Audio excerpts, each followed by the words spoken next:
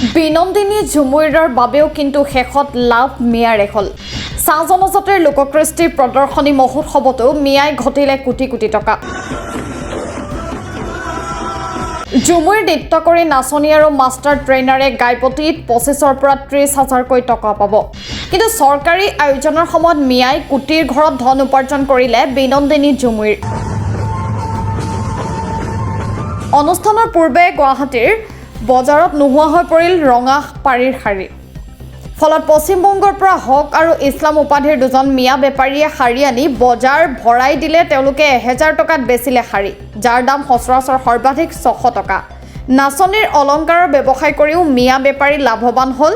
আমি লাভ কৰা খবৰ মতে পশ্চিমবংগ আৰু ঝাৰখণ্ডৰ পৰা নুপুৰ, খাৰু তথা ডিঙিৰ মুকুতামণি সৰবৰাহ কৰিছিল 4জন মিয়া ব্যৱসায়ীয়ে।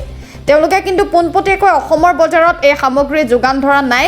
মিয়া ব্যৱসায়ীৰ পৰা ৰাজ্যৰ এজন প্ৰভাৱশালী নেতাৰ আত্মীয়ই এইবোৰ গহনা লাভ কৰিছিল। সেইগৰাকী লোকৰ জৰিয়তে ৰাজ্যৰ বজাৰত এৰি দিয়া হৈছিল ঝুমুৰ নৃত্যৰ বাবে প্ৰয়োজনীয় গহনা।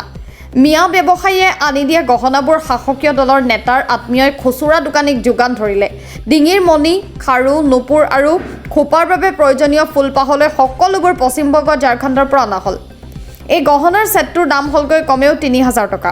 বহুকেইগৰাকী নাচনীয়ে প্ৰকাশ কৰা অনুসৰি তেওঁলোকক নিৰ্দিষ্ট স্থানৰ পৰা কাপোৰ আৰু গহনা ক্ৰয় কৰিবলৈ নিৰ্দেশ দিয়া হৈছিল। গতিকে তেওঁলোকে ধন ভৰি হ'লেও কিনিলে সামগ্ৰী। কিন্তু চাহ জনজাতিৰ লোককৃষ্টিৰ প্ৰদৰ্শনৰ ফলত লাভৱান হ'ল Miya. News desk, news MD।